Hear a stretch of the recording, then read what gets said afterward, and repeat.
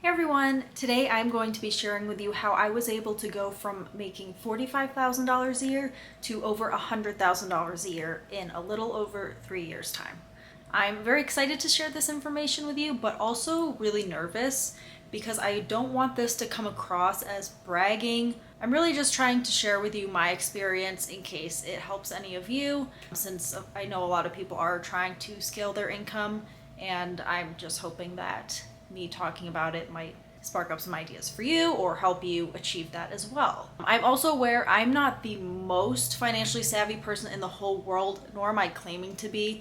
I feel like I'm just an average person, and if I'm able to do this, anyone can, and I really do believe that. So I just want to be open and honest about how I was able to go from 45 to 100, and hope that you at least find this entertaining, if not useful. I think that a lot of people have this stigma about talking about money and finances, and I'm really trying to break that by just talking very openly about my own finances, especially with like budgeting, things I spend my money on, and choices that I make, because I think that it does help to decrease that stigma and hopefully allow more people to talk more openly about these things.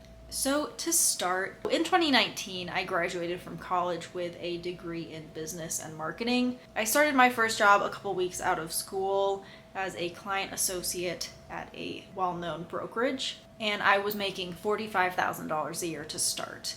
And while that isn't a huge salary, I think it was pretty fair for just having graduated and also in my city that I was in. 45,000 is definitely enough to live off of as a single person. But I knew that I wanted to increase this salary as quickly as possible, just so that I can reach the goals that I had for myself, and also just to grow into my career further. So in my industry, which is the financial advising industry, in order to get promoted and have more job responsibilities, it's important to get the Series 7 and 66 exams, as well as your insurance exam, out of the way. This helps to get you a boost in pay, as well as have the opportunity to pursue other avenues of financial advising. Since I was still in that school mindset and I'm used to studying and all that, it really wasn't too big of a problem to get all of these exams out of the way for me. It took a little under a year, I think, to get them all done, and that just was me studying a couple hours after work and on the weekends. But once I did complete the exams,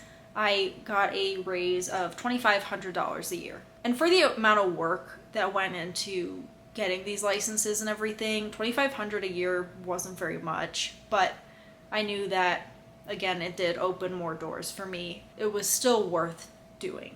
And also, my company paid for these exams. That was also a plus, and I had lots of free time, being that I didn't have kids or anything. So I know that this might not be entirely relevant to everyone, since I don't know if any of you guys are even in the same industry as me, but I know that there are opportunities for getting certificates and licenses and things like that for many other types of careers. So I would highly recommend that you look into those, see if your job offers any trainings or offers to maybe pay for the education portion of some of these, since that really shows your company that you're committed and that you're willing to put the work in. Okay, so fast forward a year from when I started this job. I was now making $50,000 a year, and that's from the $2,500 raise I got, plus a couple bonuses here and there, to equal about $50,000. And at this point in my life, I started to become really interested in finances, not only because I was working in finance, but because I just personally really loved learning about it. So I went through the rabbit hole that I'm sure some of you have gone through, where you just watch a bunch of financial YouTubers. For me, it was stephan. I even listened to Dave Ramsey for quite a bit, and a few other YouTubers. But I was specifically looking into owning real estate, because that's something that a lot of these people really recommend to people that are trying to scale their income, is to own rental property. And that was something that I was definitely really interested in. Growing up, I always lived in rental units because my family doesn't own a house. They still don't. So I just wanted to be in a position where I did own a home, and I was able to take advantage of, the lucrative opportunity of having rental property. So after a ton of research, reaching out to different real estate agents and mortgage brokers, I was able to purchase my first home in July of 2020. And I decided to purchase a duplex so that I could house hack. And if you're not familiar, house hacking is where you live in one portion of the home that you buy and you rent out the other portion. So whether that's a duplex or you own a large house and you rent out bedrooms. So for me, I lived in my downstairs unit of my house, and then I rented out the upstairs unit. And when I started doing that, I didn't really know what I was doing. I've never been a landlord before or anything, so I actually rented out the unit to a friend at the time for $800 a month, which is definitely on the lower end than I could have been charging. But since I was a new landlord, I was a lot more comfortable just having someone that I knew and trusted up there compared to a stranger that may end up taking advantage of me or not paying rent, or all the millions of issues that can happen as a landlord.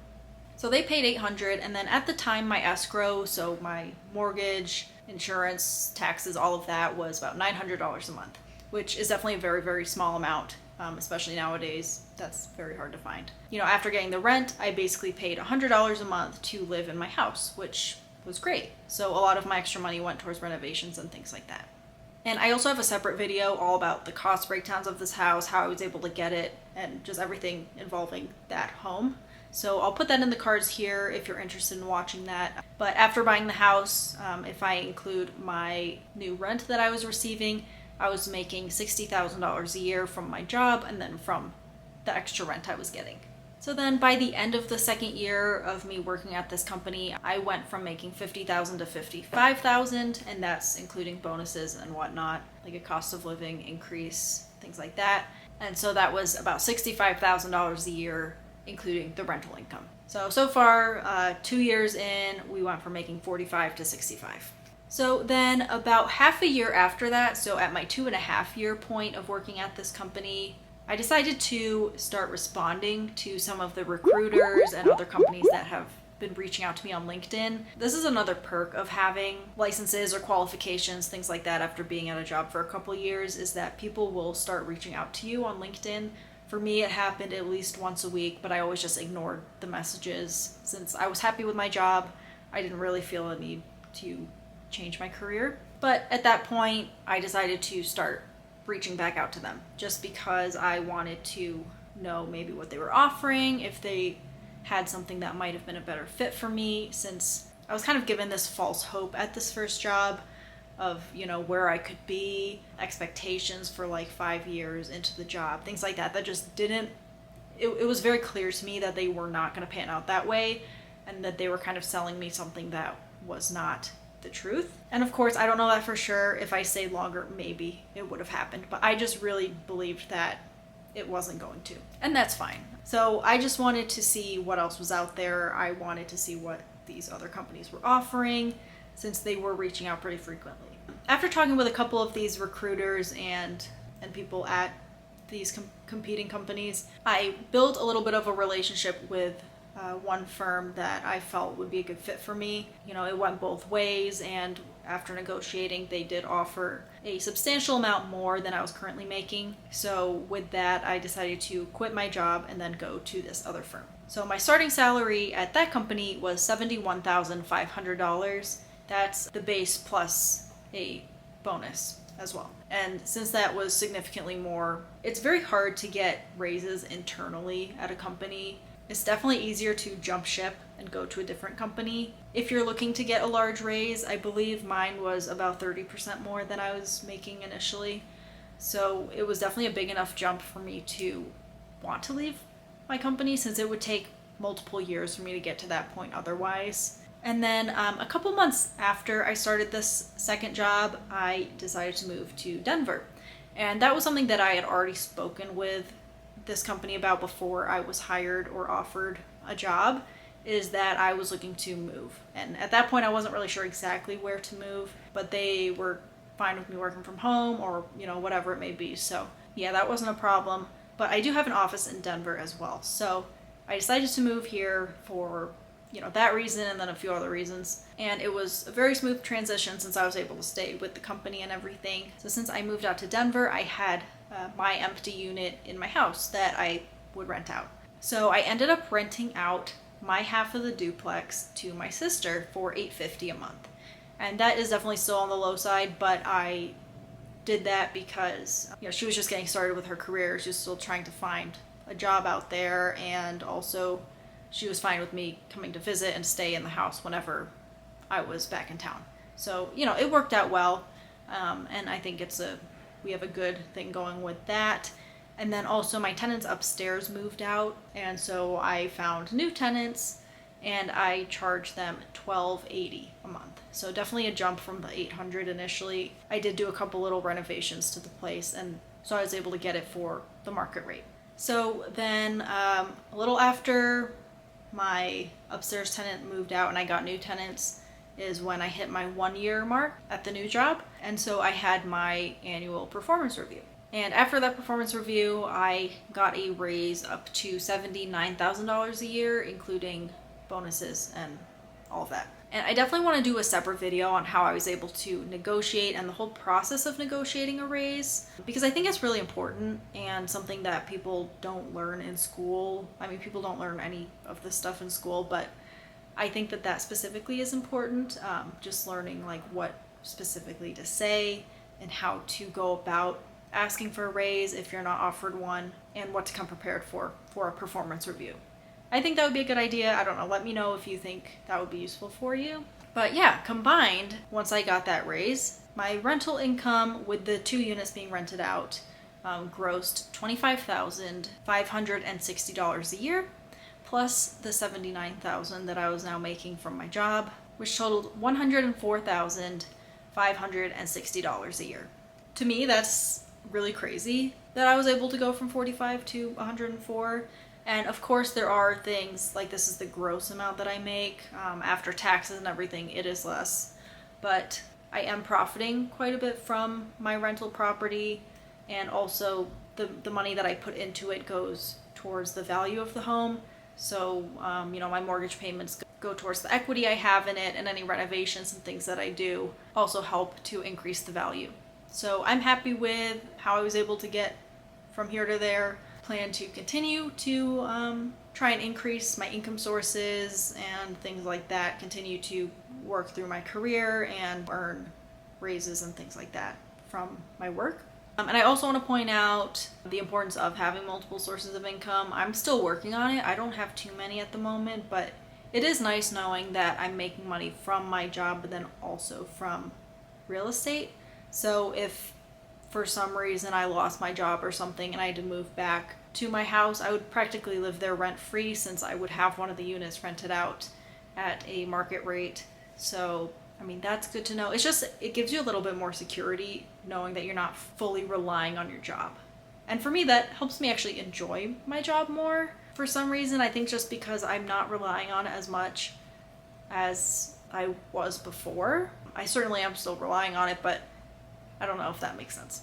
But anyways, I also wanted to mention that I do make a little bit of money from YouTube, but it wasn't enough to really include in that number, since it varies and it's usually a very small amount. From AdSense, I think it averages $10 a month, and then the same for Like to Know It, which is the affiliate marketing website that I use to link everything in my description box and whatnot. So that's about maybe $10 a month, probably less. So that's not that much. But I'm hoping that increases as I put more effort into my videos and just post more, since a lot of the videos that are gaining traction are ones that were from a couple years ago at this point.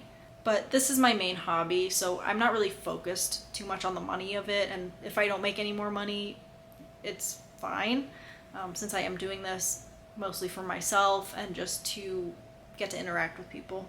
And then I also get paid through my high yield savings account, which is where I keep my emergency fund, and then also from dividends and interest from my investments that I have in my brokerage accounts. So I highly recommend that you guys have a high yield savings account if you don't already. I have mine through Goldman Sachs, and I have it linked down below if you'd like. I think if you use my link, you get a 0.25% rate increase or 0.5% rate increase. Right now it's hovering around 4%, 4.15 I believe. So that's pretty decent, especially compared to a regular savings account where you make like 0.001% on your money. So that's a good way to make a little extra cash, and that does help increase your income a little bit. So that's basically how I was able to increase my income and how I plan to continue to increase it. I have a few tips that I just wanted to, I guess, reiterate to any of you looking to do the same. The first one would be to see what you can do to earn a certificate or some letters after your name, something like that. Something that makes you more marketable to people that are hiring or to your own company that you're working for. A lot of times companies will pay for you to do this extra education, and it will require time outside of work to study and whatnot, but I'd say it typically pays off. Either your employer will pay you more, or you can always go somewhere else and they'll pay you more. My second tip is to negotiate your pay raises every year. Every year you should have some kind of performance evaluation or review. If not, request it from your manager. I've done that before, and they're always happy to do it. This is where you can really shine. You can tell your employer what you did well, like all the achievements you've done in the year, things like that.